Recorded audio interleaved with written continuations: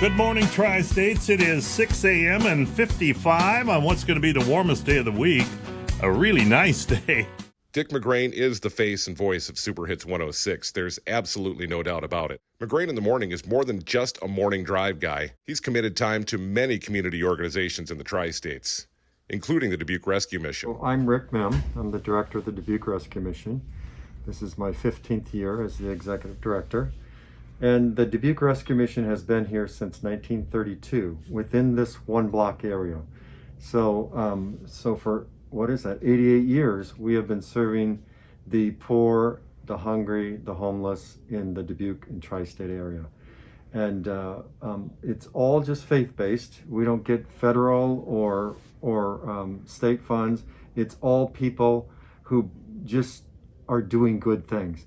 They believe in helping their brother and sister who are struggling. So that's where we get our funds from. And it isn't that much. As Dick can tell you, we are on a shoestring budget. And Herb, if you look around, you can see why. You know, the staff are, we have 20 staff, and almost exclusively, they are formerly homeless or recovering people.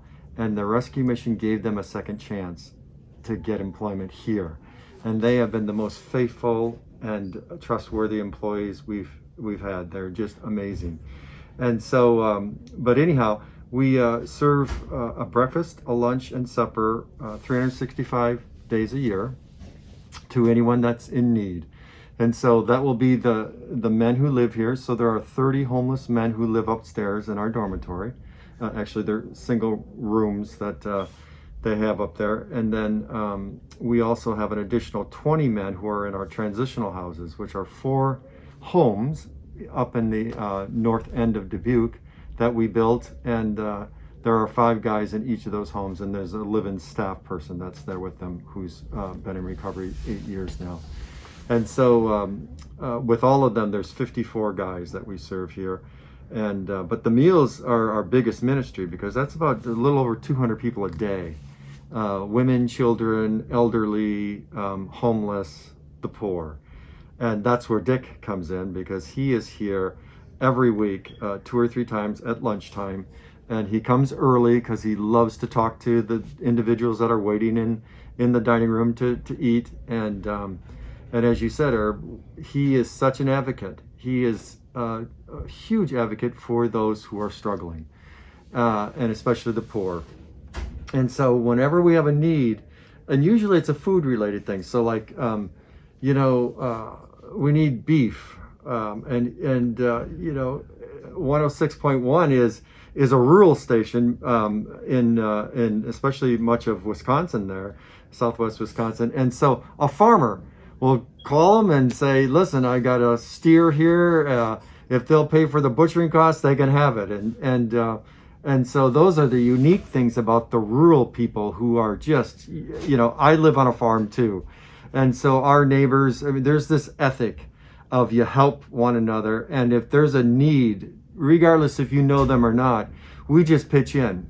And so Dick is able to tap into that and often just share the personal stories, because he's been serving here, volunteering for so long. And so he can identify and share with your listeners stories of great compassion that he has seen and that he has served. And so just most recently was the Thanksgiving meal. So typically we don't do a Thanksgiving Day meal, meaning the main meal, because the Ginters is a family here in Dubuque that have for 50-something years put on a huge Thanksgiving meal for all the poor of Dubuque. I mean, it's up to 2,200 people. So they're not able to do it this year because of COVID. And so the mission and other agencies are taking that over. So what we typically serve a day, 200, we're going to be serving 500 people that day. And so Dick put that out and saying the mission needs however you can help. And this couple sent a check for $500 for, hey, listen, go buy the turkeys. And that's covered it. So, he has the magic wand, so to speak, and he waves it, and our needs are provided for. Every time he makes a request, he gets it filled and then some. So, for example, like the to-go containers. We've never had this before because our meals have always been sit down. You take a tray, go through the line, you sit down and eat. Well, we can't do that because of the COVID stuff, except for we do have, and you can see in our dining room, there's 4 tables set up. They're at the ends, which make them 8 feet apart, and those are for elderly and handicapped who can't, so they eat their meals there.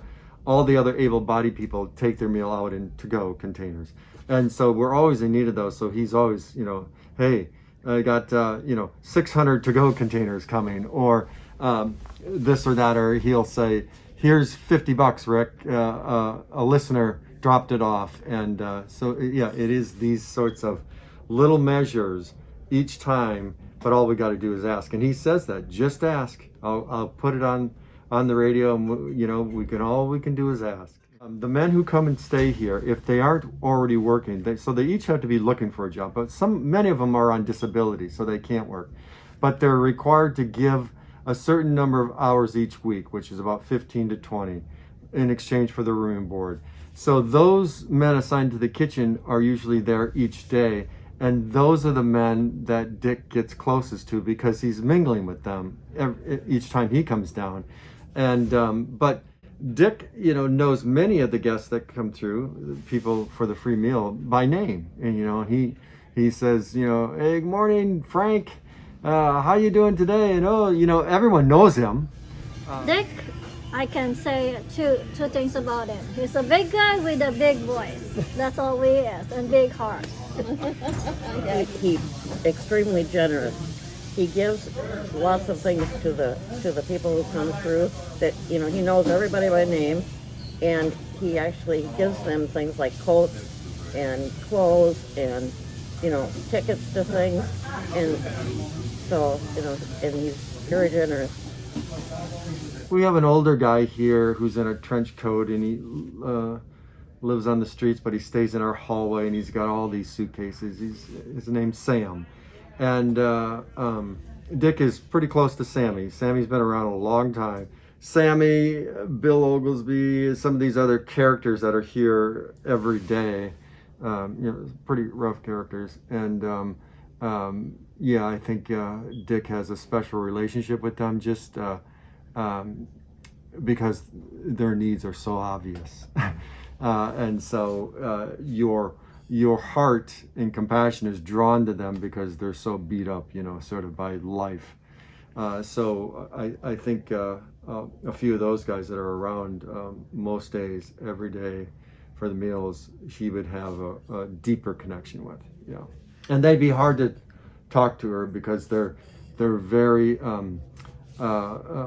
paranoid about individuals coming in their space and things, but they know Dick enough now because he's been around so much, and he always talks to them that they have some rapport with him. But if a stranger came up, they wouldn't even look at you. They just pretend you weren't there. Not only does Dick advocate on our behalf, Dick gives personally. So he will,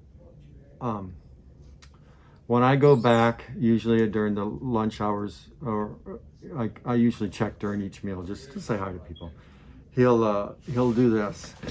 Hey, Rick, I got something for you. He'll go over to his cone and pull out, and he'll say, here, use it as you need. And it's a $50 bill or it's a $100 bill. And he just crinkles it up in his hand, and he shakes my hand, and he gives it to me. So that's part of his humility and his anonymity that he doesn't want people to know. He doesn't do anything flashy. Even with that, he hides it so no one else knows that he's giving money from his own personal means. So he does that regularly to me. The tools you all have at your disposal as a communications network is just so key, because when people hear that, people love to give when they know it's a personal need. It's not going to some big thing that their money just goes into a big pot. It's going specifically. I can tell everyone here on your station, I've said this before, that because of our thrift stores, that money that we raise in our thrift stores covers our salaries and our utilities and stuff, so that every dollar each person gives, 100% of that goes to serving those in need. And so that's a pretty powerful, I don't know if any agencies can say that's true about what they do, but We are, and we are a shoestring budget. I mean, we're serving over 60,000 people meals a year, serving over 20,000 men in that year, for about 700,000. I mean, it's crazy. Yeah. And, agencies around town much smaller than us doing far smaller things. They have budgets of 1.5 million, and it's just, because they have a lot of staff that are raising a lot of money. And I'm the guy. I'm it. And we have a newsletter that goes out 4 times a year, and that's it. We don't do advertise. We don't have money for these things. And I'm often getting called, hey, would you like to? No, don't have any money for that. We just do it these sorts of ways of people with good hearts doing the right thing. So, The Dubuque Rescue Mission has served the community for 88 years, bringing hope to many who were without. Supporting this organization year-round, whenever a need arises, Mr. McGrane's contribution does not go unnoticed. He truly understands that it's not just about being a voice broadcasting to the community, but more importantly, it's about being a voice for the communities we serve. And this is what we do every day on Super Hits 106.